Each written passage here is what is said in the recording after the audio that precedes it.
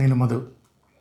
ఈరోజు మనం లేటెస్ట్గా మహారాష్ట్రలో తర్వాత జార్ఖండ్లో జరిగిన ఎలక్షన్స్ గురించి డిస్కస్ చేద్దాం. మహారాష్ట్ర ఒక ఇటు ఎన్డీఏ ఇండియా అలయన్స్ తీసుకుంటే, అటు పక్కన జార్ఖండ్ మళ్ళీ ఇండియా అలయన్స్ ఇది తీసుకుంటే ఉంటే అక్కడ ఇండియాకి వచ్చింది, ఇక్కడ ఎన్డీఏకి వచ్చింది అనుకోవచ్చు. సరే, ఇది అంటే లైక్ సబ్జెక్ట్ వైజ్ అంటే ఒక్కొక్క స్టేట్ వైడ్కి పోదాం. మహారాష్ట్ర ఎలక్షన్స్ మనకి ఏంటంటే నైబరింగ్ స్టేట్ కాబట్టి మహారాష్ట్ర మీద ఫోకస్ చేసుకునేది ఉంటే 288 అరౌండ్ సీట్స్లలో 230+ సీట్స్ ఇప్పటికీ అంటే మనం డిస్కస్ చేసుకునే టైం కల్లా అయితే ఎన్డీఏ అలయన్స్ వచ్చింది అన్నట్టు.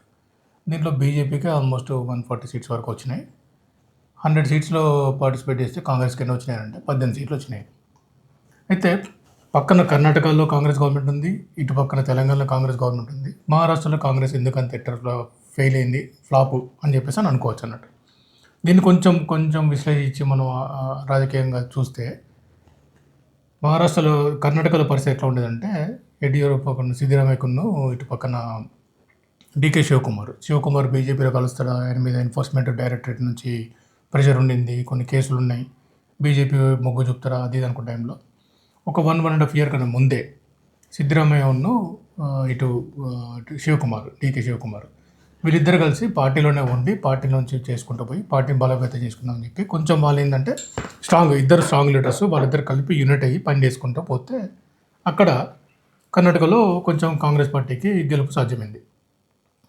ఇది గమనించాల్సిన విషయం. నేను చెప్తున్న పాయింట్ ఏంటంటే అక్కడ కేవలం లోకల్లో స్ట్రాంగ్ లీడర్స్ ఇద్దరు, ఎవరైతే సిద్ధరామయ్య గారు ఉన్నారో ఎవరైతే డీకే శివకుమార్ ఉన్నారో ఇద్దరు స్ట్రాంగ్ లీడర్స్, కమ్యూనిటీ బ్యాకింగ్ ఉంది, వాళ్ళకి కొంచెం సపోర్ట్ ఉంది. వాళ్ళు బాగా తిరిగి కష్టపడి కొంచెం పార్టీకి జవసత్వాలు తీసుకొచ్చి నిలబెట్టిన అక్కడ కాంగ్రెస్ పార్టీని. అది జరిగింది. తర్వాత ఇటు పక్కన తెలంగాణకు వస్తే అక్కడ కూడా ఏం చేసిండ్రు వీళ్ళు, కామన్ పాయింట్ ఫర్ మహారాష్ట్రకి తెలంగాణకి ఇటు కర్ణాటకకి కామన్ పాయింట్ ఏంటంటే ఫ్రీ బస్సు ఇస్తాం, 2500 3,000 రూపాయలు ఇస్తామని చెప్పేసి మహిళలకు ఇస్తామన్నది కామన్ పాయింట్గా చెప్పుకున్నారు ఎలక్షన్ స్ట్రాటజీలో, ఎలక్షన్ క్యాంపెయిన్లో వాళ్ళకి చెప్పుకున్న పార్టీ పరంగా తీసుకుంటే.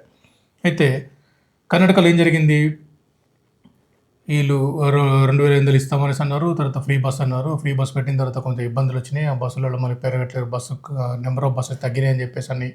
తర్వాత కొంతమంది వాళ్ళు ఏమని చెప్పారు, బస్సులు తీసేస్తే బాగు, మాకు ఫ్రీ బస్ వద్దు అని చెప్పి లేడీస్ అడుగుతున్నారని చెప్పేసి ఒక స్టేట్మెంటు. అట్లా రకరకాల గందరగోళం చేశారు. తర్వాత వాళ్ళు ఏదైతే మేనిఫెస్టో ప్రకటించారో, మేనిఫెస్టోలో ఏదైతే ఫ్రీబీస్ ప్రకటించారో కర్ణాటకలో అది ఏది కూడా ఫుల్ఫిల్ చేయలేకపోయాడు. సో కర్ణాటకలో కాస్త కూస్త కాంగ్రెస్ గవర్నమెంట్ ఫెయిల్యూర్ కిందనే లెక్క పెట్టాలన్నట్టు. మళ్ళీ మనం ఏం చేస్తాం, మన పక్కన ఉన్న తెలంగాణకు వద్దాం. తెలంగాణకి ఏం జరిగింది, ఇంకా 2 ఇష్యూస్. తెలంగాణలో ఎగ్జిస్టింగ్ అంతకుముందు 10 సంవత్సరాల నుంచి బీఆర్ఎస్ తెలంగాణ తీసుకొచ్చిన ఫైటింగ్ చేసిందంటూ కేసీరావు గారు, చంద్రశేఖరరావు గారు బాగా ఆయన ఎఫర్టు, ఆయన రోలు ఆయన చేసింది, వీటన్నిటిని అన్క్వశ్చనబుల్ అన్నట్టు. దాన్ని అంతా మనం ప్రజలందరూ యాక్సెప్ట్ చేసిన విషయమే.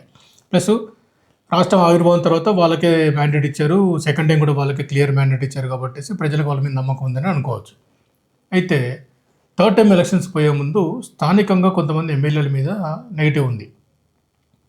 కేసీఆర్ దగ్గర అంటే మనం ప్రజలతో మాట్లాడినప్పుడు కానివ్వండి, లేకపోతే తిరిగినప్పుడు కానివ్వండి, స్నేహితులలో, విద్యార్థులలో, వ్యాపారవేత్తలలో, లేకపోతే కాంట్రాక్టర్ వాళ్ళు వీళ్ళు మాట్లాడినప్పుడు కూడా కేసీఆర్ గారిని ఎవరు కూడా తక్కువ చేసి మాట్లాడలేదు. కేసీఆర్ గారు అంటే అభిమానం ఉంది, కేసీఆర్ బీఆర్ఎస్ పార్టీ అంటే అభిమానం ఉంది.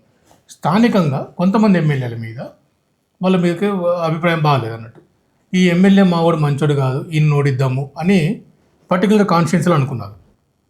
దీని రిజల్ట్ ఏమైంది, కాంగ్రెస్ గవర్నమెంట్ వచ్చింది. ఇక్కడ స్థానికంగా ఉన్న ఎమ్మెల్యేల మీద ఉన్నట్టు వ్యతిరేకత వల్ల, ఎమ్మెల్యేలు అందుబాటులో లేకపోవడం వల్ల, ఎమ్మెల్యేలు మీ మీద విషయం చెప్తే మాతో పట్టించుకోవట్లేరు, ఎమ్మెల్యేలు మాతో మాట్లాడట్లేరు, లేకపోతే ఎమ్మెల్యే మమ్మల్ని కలవట్లేదు, ఎమ్మెల్యేలకి మేము పోతే టైం ఇవ్వట్లేదని కానీ, లేకపోతే ఎమ్మెల్యే మా దగ్గర రాలేదని కానీ, ఒక చిన్న స్వల్పమైన అంటే అవి చెప్పుకోదగిన విషయాలు కూడా కాదు. అంటే ఎమ్మెల్యే నీ ఫోన్ చేసి ఎత్తలేదు, ఎమ్మెల్యేకి నీ మెసేజ్ పెడితే రిప్లై చేయలేదు, ఎమ్మెల్యే నా బర్త్డేకి రమ్మంటే చెప్పలేదు, ఇట్లా చిన్న కారణాల మీద ఎమ్మెల్యేల మీద కొంచెం వ్యతిరేకత తెచ్చుకొని ఆ ఎమ్మెల్యేలను ఓడించడం వల్ల ఇక్కడ తెలంగాణలో కాంగ్రెస్ పార్టీ ప్రభుత్వంలోకి వచ్చింది.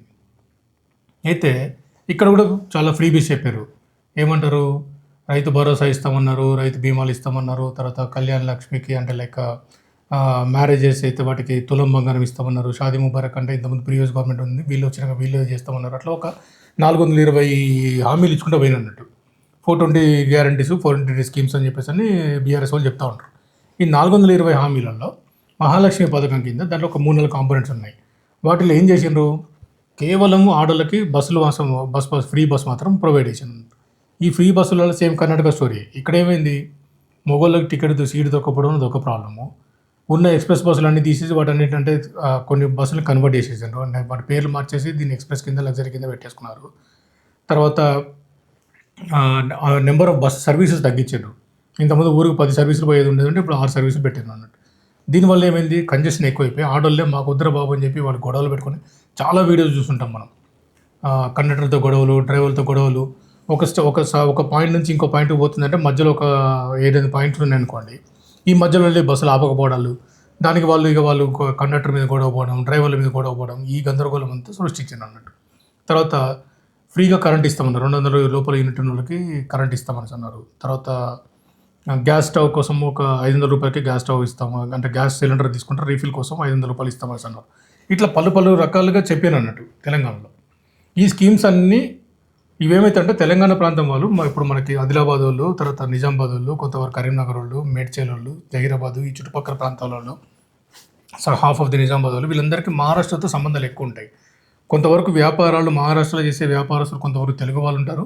మహారాష్ట్రకు సంబంధించిన మనుషులు వాళ్ళు మనకి తెలంగాణకు వచ్చిపోతుంటారు. తెలంగాణ వాళ్ళు కూడా ఎక్కువ మహారాష్ట్ర మీదకి వెళ్తూ ఉంటారు. కర్ణాటక కూడా సేమ్ అదే పరిస్థితి. కర్ణాటక వాళ్ళకి మహారాష్ట్ర బార్డర్ షేరింగ్ అంటే కొంతమంది ఈ బీదరు, ఇటు పైన జైరాబాద్ పక్కన ఉండేటువంటి ధార్వాడు, ఇటు పక్కన ఉండేటోళ్ళందరూ మహారాష్ట్ర బార్డరింగ్ డిస్ట్రిక్ట్స్లో ఉండేటోళ్ళందరూ మహారాష్ట్రకి కర్ణాటక ఉంటుంది. సో కర్ణాటకలో జరిగిన పరిస్థితి, తెలంగాణ జరిగిన పరిస్థితిని మహారాష్ట్ర ఉన్న ఓటర్స్ లోకల్ అబ్జర్వ్ చేస్తుంటారు. కాంగ్రెస్ పార్టీ అనేది ఏదైతే ఉందో, వీళ్ళు ఏదైతే హామీలు ఇచ్చిండ్రో, ఈ హామీలలో ఒక్కటి కూడా జరిగేటి కావు, ఒకటి కూడా నెరవేర్చే పరిస్థితి ఉండదు. కాబట్టి వీళ్ళకి వేసినా ఒకటే, వేయకుండా ఒకటే అని డిసైడ్ అయ్యారు. ఇది అంటే లైక్ అక్కడేదో బీజేపీ గొప్ప చేస్తుంది అన్నది కాదు.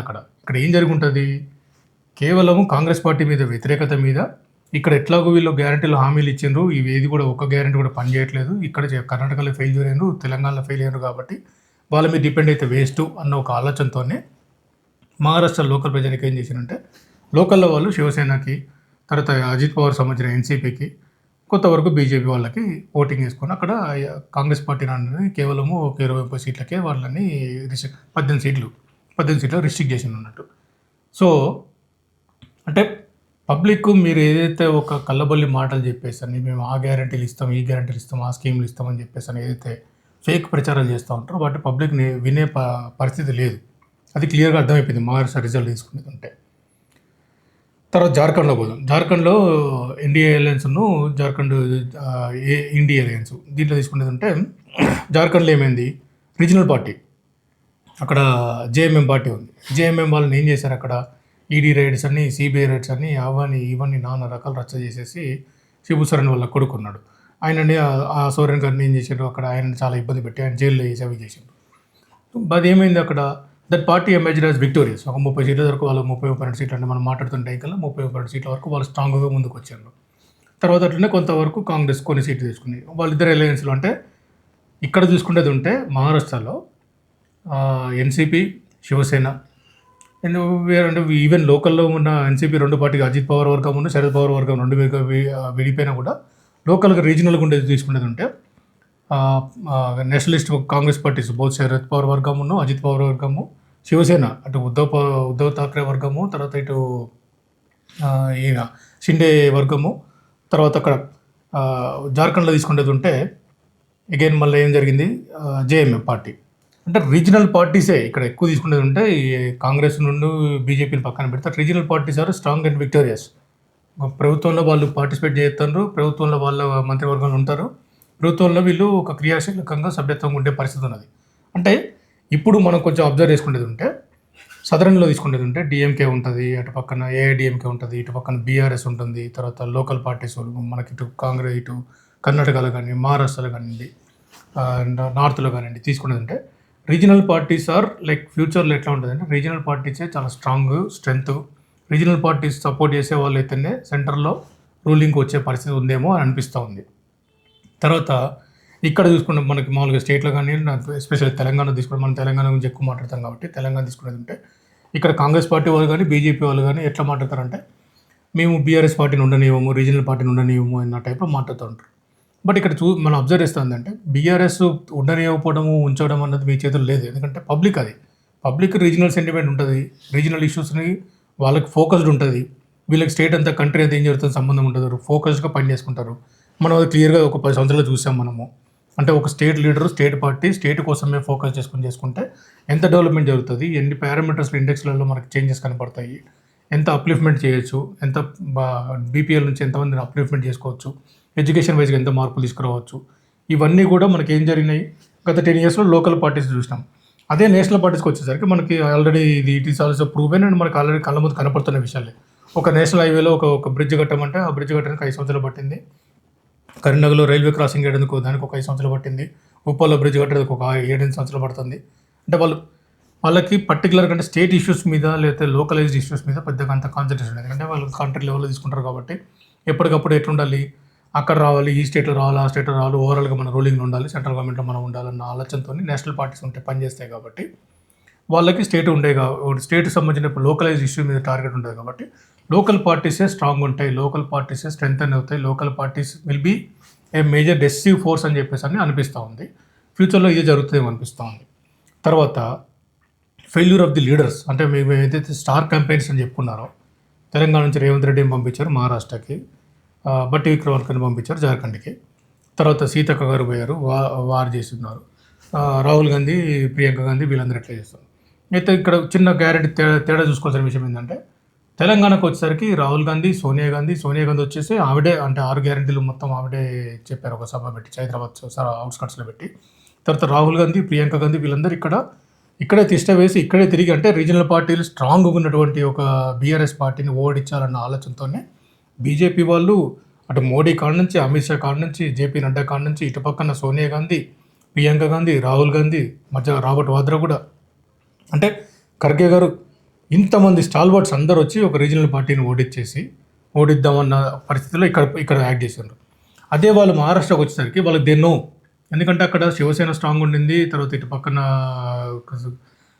దాని ఏమంటారు ఎన్సీపీ వాళ్ళు స్ట్రాంగ్ ఉన్నారు, బీజేపీ కాస్త కూస్తూ ఉన్నది కాబట్టి రూలింగ్ గవర్నమెంట్లో వాళ్ళే ఉన్నారు కాబట్టి మనం ఏం చేయలేమని చెప్పేసి పెద్ద రాహుల్ గాంధీ పెద్ద పార్టిసిపేట్ చేసినట్టు కనిపించలేదు.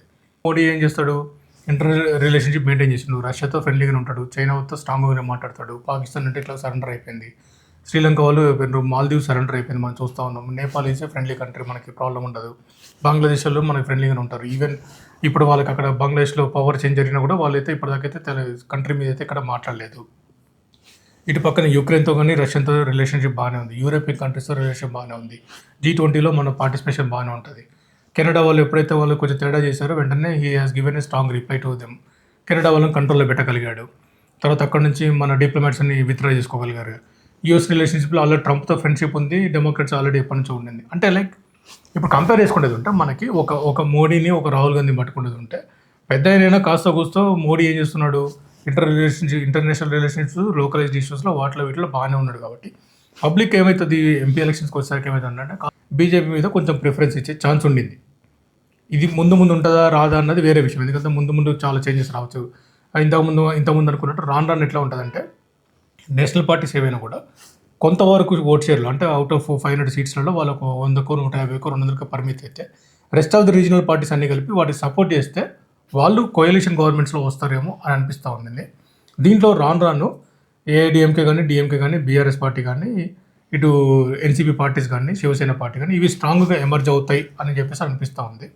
ఓవరాల్గా చూసుకునేది ఉంటే లైక్ మహారాష్ట్ర ఎలక్షన్స్లో కానీ వాటిలో తీసుకునేది ఉంటే regional parties are the strong force for the and regional parties will be the future of the country అని అనిపిస్తూ ఉంది. నెక్స్ట్ టైం ఇంకో టాపిక్తో మళ్ళీ కలుసుకుందాం. Thank you.